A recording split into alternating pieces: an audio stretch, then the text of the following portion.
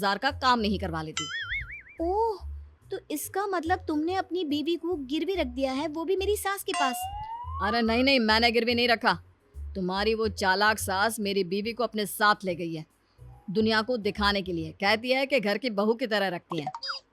हाँ, वैसे तुम्हारी बात तो सही है। मेरी जिठानी दिन भर घर का काम करती है। मुझे क्या पता था कि ये सब वो कर्जा उतारने के लिए कर रही है। मुझे लगता है कि तुम ही हो जो मेरी मदद कर सकती हो, मेरी बीवी को अपनी सास के चंगुल से छुड़वा सकती हो। तुम्हारी दुख भरी कहानी सुनकर तो मुझे रोना आ रहा है। मैं तुम्हारी मदद करना चाहती हूँ, बताओ मैं क्या करूँ। कल रात को मेरी बीवी को सामान सहित घर से बाहर भागने में मदद कर देना, बस। उसके बाद मैं उसे लेकर कहीं दूर चला जाऊंगा।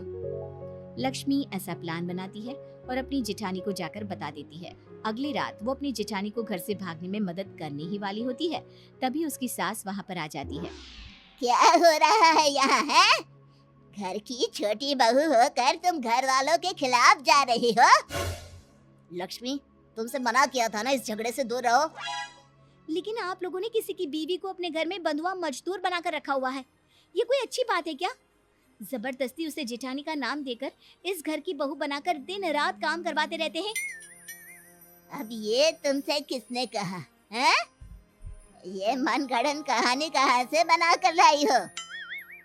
इसका पति मिल गया था मुझे कल बाजार में, और उसी ने मुझे बताया कि कुछ पैसों की वजह से आपने उसकी बीवी को अपने घर में रख लिया है। लगता है भाई साहब ने तुमको भी पागल बना दिया। मतलब? अरे क्या बताऊं, एक नंबर का नालायक बेटा है। हमने उसकी शादी इतनी अच्छी लड़की से करवाई, कुछ कमाता नहीं, और ऊपर से ये तुम्हारी जेठानी उसके निकम्मेपन में उसका साथ देती थी। बस इन दोनों को सबक सिखाने के लिए ही उसे कुछ दिन के लिए घर से बाहर निकाल कर रखा हुआ था। अरे बाप रे, तो ये बात है।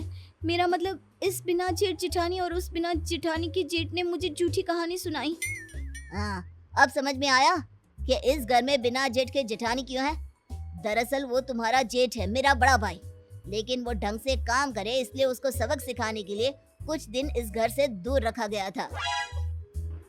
धन्य हो, मेरे अलावा शायद ही किसी को इस दुनिया में बिना जेठ जेठानी